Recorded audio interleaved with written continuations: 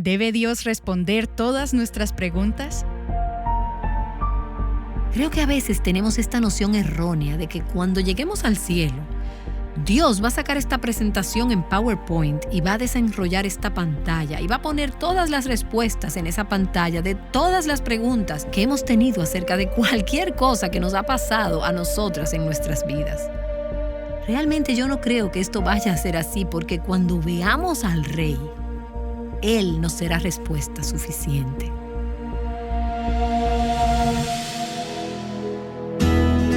Estás escuchando Aviva Nuestros Corazones con Nancy DeMoss Wolgemuth en la voz de Patricia de Saladín. La lectura en el reto Mujer Verdadera 365 para hoy es Ezequiel capítulos 13 al 15.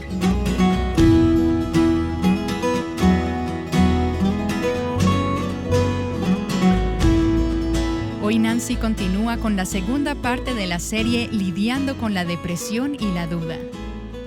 Esta semana estamos viendo un par de salmos, el Salmo 42 y 43, que pienso que realmente nos dan aliento a aquellas de nosotras que sabemos lo que es pasar por situaciones desesperantes, de gran dificultad, situaciones bien estresantes. Y hemos visto que el salmista, probablemente David, siente que él está en una época de sequía, de sequedad, de desierto, y también que él está en una etapa de la vida en la que se siente como si se estuviera ahogando. Está abrumado por las circunstancias de la vida. Y ayer empezamos a ver cuáles de esas circunstancias le causaron esta depresión. Le habían hecho dudar de Dios, dudar de sí mismo, dudar de las cosas que él pensaba y sabía que eran ciertas. Hemos dicho que se encontraba en un momento de su vida en el que fue cortado de la comunión con las personas que había conocido y que habían caminado con Dios, y que además tendría que vivir lejos de Jerusalén. Tuvo que mudarse por alguna razón hasta el norte de Palestina, y no le fue posible ir a la casa de Dios para adorar al Señor, y él sentía profundamente la pérdida de esa comunión íntima con Dios y con los demás.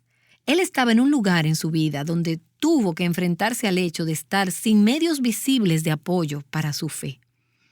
Y hemos dicho que Dios a veces nos permite, incluso puedo ponerlo de esta manera, Él nos pone a veces en lugares donde Él sabe que no nos vamos a poder apoyar en las cosas que se han convertido en símbolos de nuestra fe, sino en Dios mismo.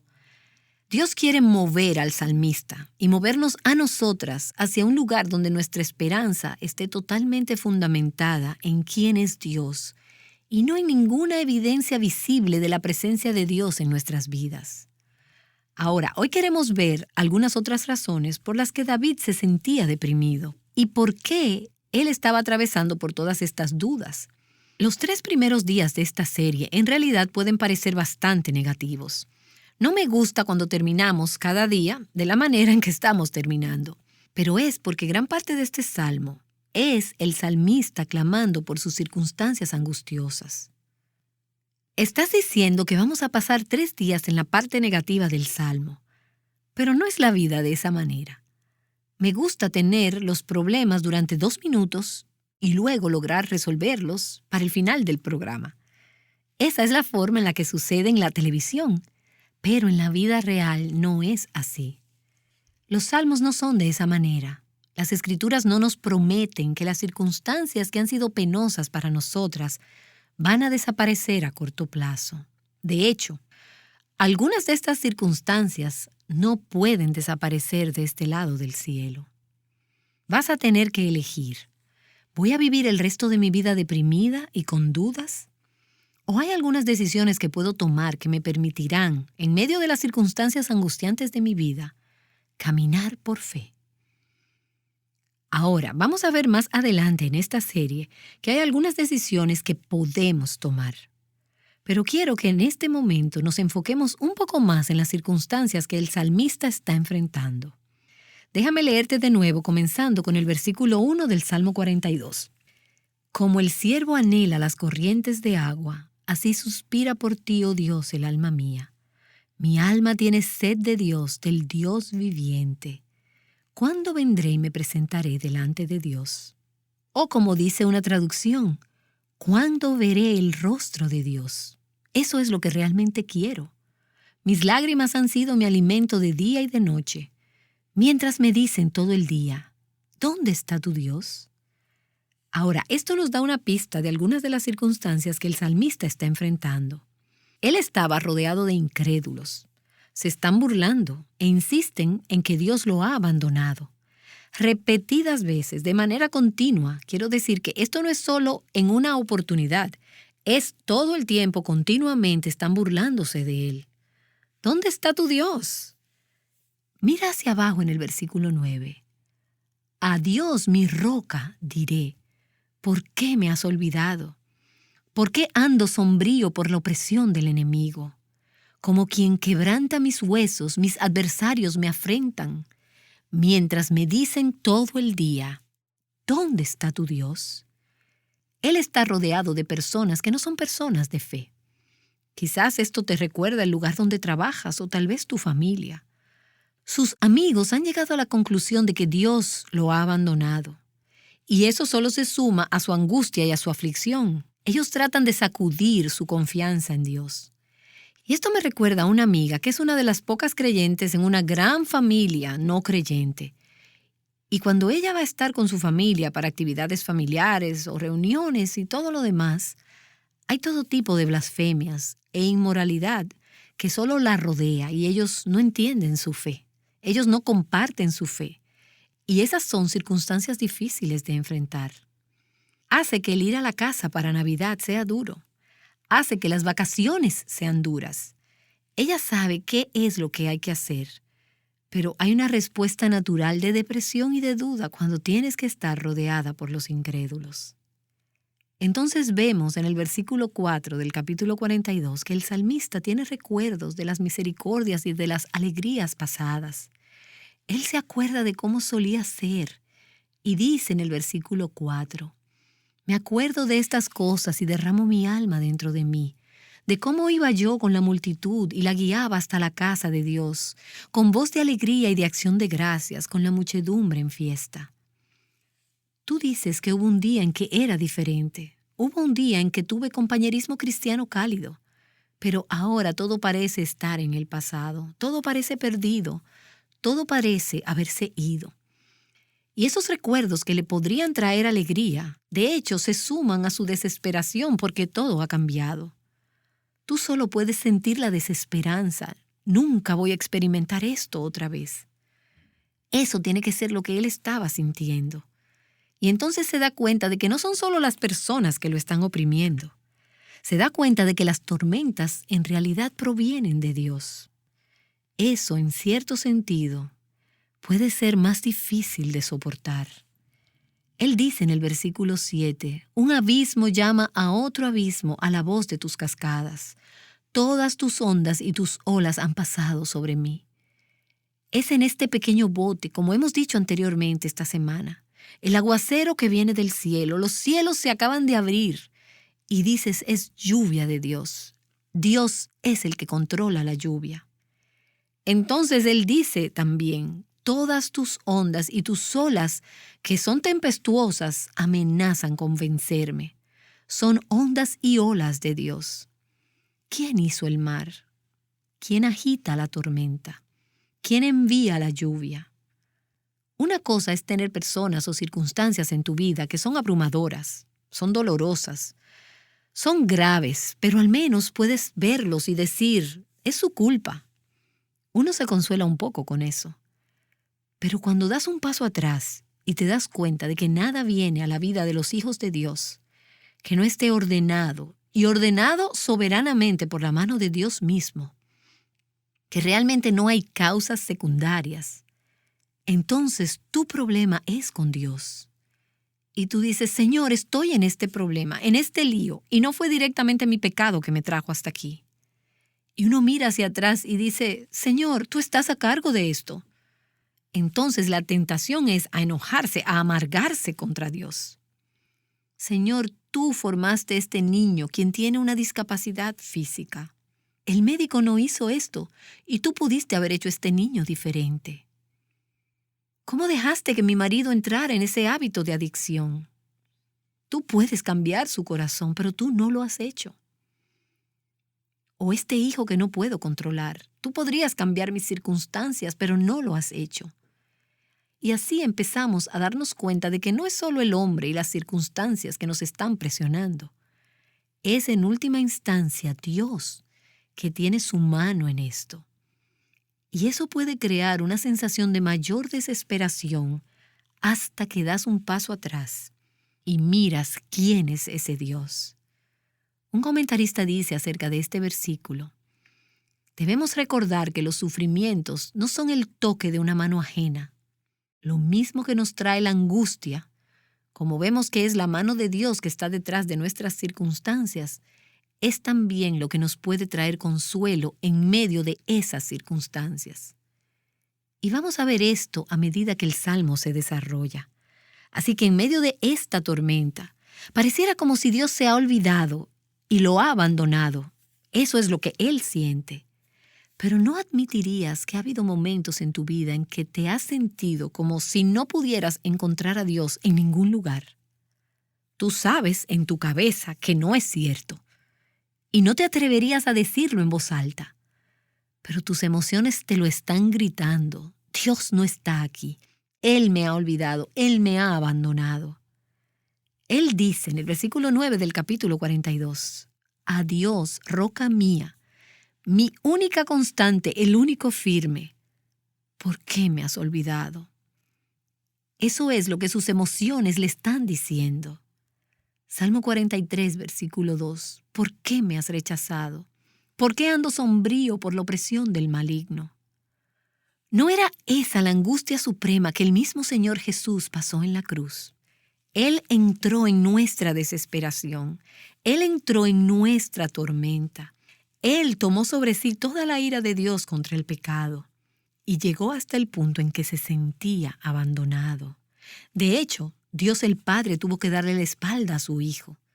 Y el salmista dice: esto me lleva a la desesperación, esto me lleva a la depresión, esto me lleva a dudar. Entonces, los problemas son implacables. No parece a simple vista haber ningún fin para ellos. No van a desaparecer. El versículo 3 del Salmo 42 dice: «Mis lágrimas han sido mi alimento de día y de noche, mientras me dicen todo el día, ¿dónde está tu Dios?». Versículo 10, «Mis enemigos me afrentan, me dicen todo el día, ¿dónde está tu Dios?». Y esto no es solo un problema que se presenta en una pequeña borrasca en el mar de la vida. Se trata de una tormenta que se queda. Entonces, ¿qué hace el salmista? Él se enfrenta a algunas decisiones, algunas de las acciones que puede tomar que le ayudan a caminar con él a través de esta angustiosa y deprimente estación de la vida. Y quiero que veas que primero él habla con Dios. Él habla, pero antes de hablar con nadie más, él habla con Dios. De hecho, el primer versículo dice: «Como el ciervo brama o anhela las corrientes de las aguas, así suspira por ti, oh Dios, el alma mía». Él vuelve su corazón, sus ojos, aunque pueden estar llenos de lágrimas, hacia Dios. Y no tendemos a ser tan propensas a querer hablar con alguien primeramente. Es decir, queremos a alguien que podemos ver, así que llamamos a una amiga o hacemos una cita con un terapeuta o llamamos al pastor. Y gracias a Dios por los amigos, gracias a Dios por los pastores. Pero si tú no estás hablando con el consejero admirable, no vas a encontrar al final la gracia que necesitas. Las personas que Dios pone a tu alrededor no podrán ser de tanta ayuda como podrían ser si estuvieras primeramente volviéndote hacia Dios. El salmista habla con Dios. Él llama a Dios en el versículo 2, el Dios viviente.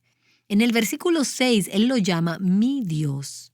En el versículo 8, el Dios de mi vida.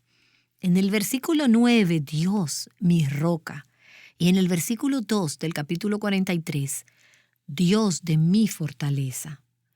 En su situación deprimente, angustiosa y desalentadora, él recuerda quién es Dios. Se vuelve y habla con el Dios que él no puede sentir, pero que está ahí. Y que él sabe que está ahí por la fe. y él le cuenta a Dios sus problemas. Y en el versículo 1 dice, mi alma tiene sed de ti, oh Dios. En el versículo 3 habla de sus enemigos. Ellos están continuamente diciéndome, ¿dónde está tu Dios? En el versículo 6 dice, oh Dios mío, mi alma está deprimida dentro de mí. Él no solo va a decirle a un amigo, estoy deprimido. Él se vuelve hacia Dios y le dice, Dios, mi alma está postrada, está cargada por lo que está pasando en mi vida. Él le dice a Dios sus problemas.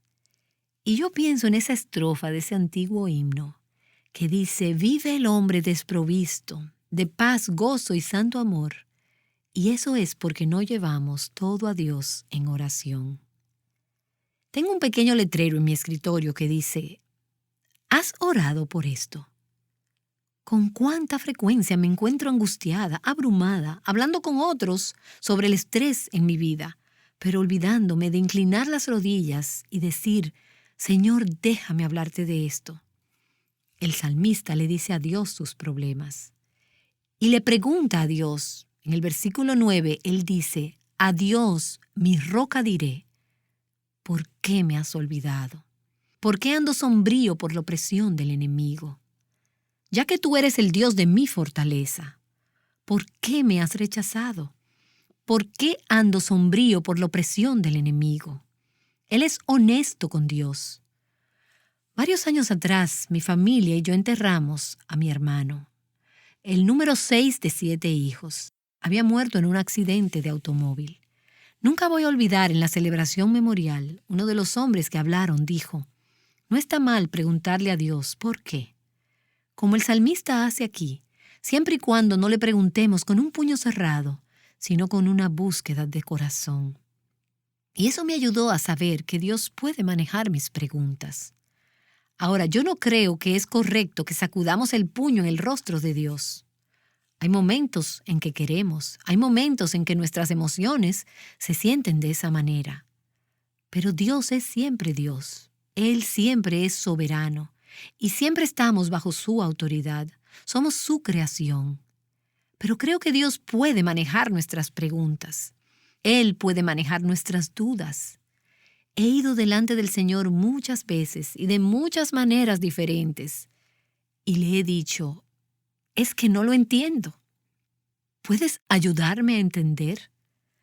De hecho, una de las cosas que oro casi todas las mañanas antes de abrir la palabra y de tener mi lectura en mi tiempo de quietud es el Salmo 25, que dice, muéstrame tus caminos, Señor. Lo que realmente estoy diciendo es, Señor, quiero entender cualquier cosa de ti que pueda ser entendida. Yo sé que tú eres demasiado grande para ser entendido, pero ¿me podrías mostrar tus caminos? No estoy pidiéndole a Dios que responda todas mis preguntas, pero hago las preguntas dándome cuenta de que algunas de esas preguntas Dios no se complace en responderlas de este lado de la eternidad, dándome cuenta de que Dios no tiene que responder mis preguntas. Creo que a veces tenemos esta noción errónea de que cuando lleguemos al cielo, Dios va a sacar esta presentación en PowerPoint y va a desenrollar esta pantalla y va a poner todas las respuestas en esa pantalla de todas las preguntas que hemos tenido acerca de cualquier cosa que nos ha pasado a nosotras en nuestras vidas. Realmente yo no creo que esto vaya a ser así porque cuando veamos al Rey, Él nos será respuesta suficiente. No vamos a tener más preguntas. Nosotras sabremos que, Señor, has hecho bien todas las cosas. Así que ahora andamos por fe.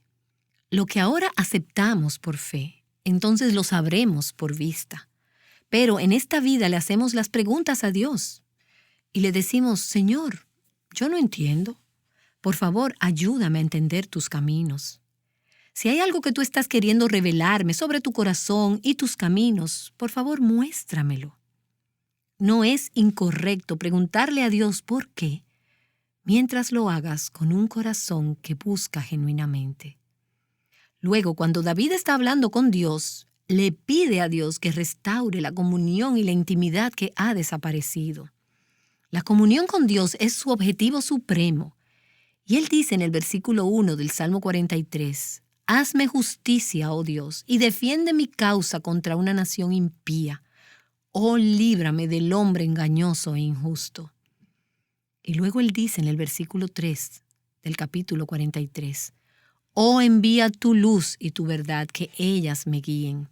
En efecto, él está pidiendo a Dios que envíe un equipo de búsqueda y de rescate. Envía tu palabra, envía tu luz, que ellas me guíen. Él está diciendo, he perdido el camino, estoy confundido, no sé qué camino tomar, no sé por dónde doblar, llévame a casa. De hecho, eso es lo que dicen los versículos 3 y 4. Envía tu luz y tu verdad, que ellas me guíen, que me lleven a tu santo monte y a tus moradas.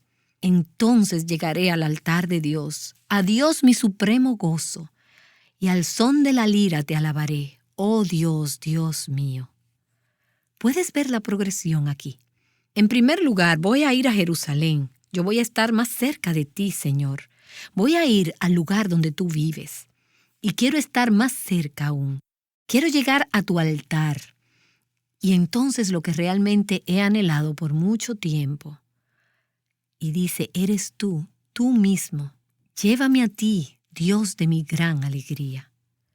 Y puedo recordar una época en mi vida cuando yo estaba orando por una decisión importante con relación al ministerio. Y oraba por dirección y a qué ministerio debía pertenecer. Busqué al Señor fervientemente en oración durante 5 meses sobre esta decisión. Y esto habría implicado un movimiento, un cambio importante del ministerio. Sentí que no podía tomar cualquier dirección. No tenía idea de lo que Dios quería que hiciera. Y oré al respecto, busqué consejo piadoso, pero finalmente no sentí paz para hacer ningún cambio. Así que simplemente dije, creo que esto quiere decir que Dios quiere que me quede donde estoy. Pero en realidad yo estaba no solo un poco, yo estaba muy desilusionada. Cuando reflexionaba sobre esto durante estos 5 meses, me preguntaba, ¿por qué cuando yo estaba buscando con tanto ahínco? ¿Por qué Dios no me daba una respuesta clara? De hecho, oré este versículo del Salmo 43, el versículo 3, muchas veces durante el proceso en esos 5 meses. Envía tu luz y tu verdad, que me guíen. En realidad, el conocimiento de su voluntad llegó meses después de que Dios había respondido a esta oración. Él no me guió diciendo, tú debes estar en este ministerio o en este ministerio. Tú debes vivir en este estado o en aquel estado. Lo que había hecho era responder a la verdadera oración de mi corazón, que era encontrar la presencia de Dios. En esos meses me había visto obligada a buscar a Dios, su corazón y su rostro de una manera mucho más intensa de lo que nunca lo había hecho hasta este punto. Me di cuenta de su voluntad y el propósito de Dios para esta temporada de mi vida. Y no era dónde debo vivir o en qué ministerio debería servir. Estas eran cuestiones secundarias. El objetivo real de Dios para mí era llevarme hacia sí mismo. Y esto se había logrado. Me di cuenta meses después de que Dios había respondido a esta oración. Él había enviado su verdad. Él había enviado su luz. Me había guiado. Él me había guiado hacia sí mismo. Mi supremo gozo. Ese es el objetivo al hablar con Dios, entrar en su presencia. Cuéntale a él tus problemas, hazle tus preguntas. Luego pídele que satisfaga tus necesidades. Pídele que restaure la comunión y la intimidad que te hace falta. Nancy DeMoss Wolgemuth regresará con unas últimas palabras. Espero que a lo largo del día puedas recordar esto que ella nos dijo. Dios quiere mover al salmista y movernos a nosotras hacia un lugar donde nuestra esperanza esté totalmente fundamentada en quién es Dios y no en ninguna evidencia visible de la presencia de Dios en nuestras vidas. ¿Qué decisiones tomarás hoy para, en medio de tus circunstancias, caminar por fe?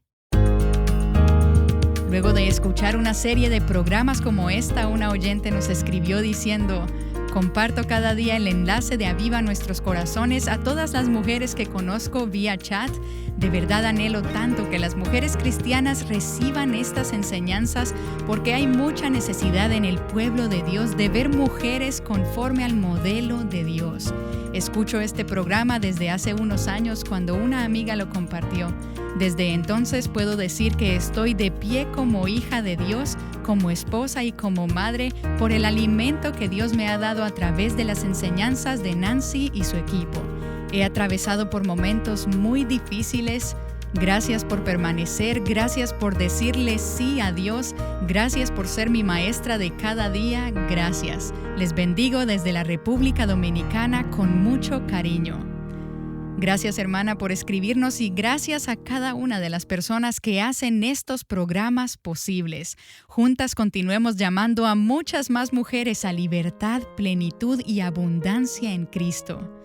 Bueno, ahora Nancy regresa con unas últimas palabras para concluir el segundo programa en la serie que hemos titulado Lidiando con la depresión y la duda.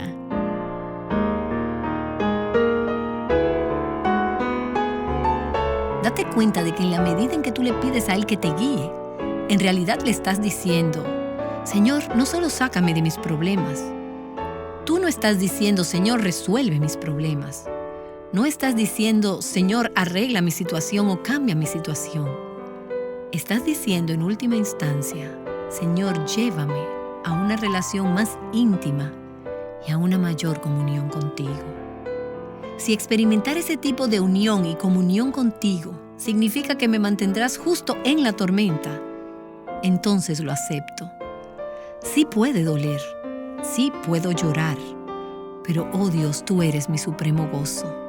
Mi objetivo en la vida no son tus regalos. Mi meta en la vida no es facilitar la comodidad de una vida de conveniencia. Mi meta en la vida eres tú, Dios, mi sumo gozo. Padre, te ruego que en cada una de nuestras vidas tú envíes tu luz y tu verdad y que tú nos guíes. Guíanos a ti mismo, porque tú eres Dios, nuestro sumo gozo. Tú eres nuestra esperanza. Tú eres nuestro refugio, nuestra fortaleza, nuestro libertador. Dios, nuestra roca. Te alabo en el nombre de Jesús. Amén.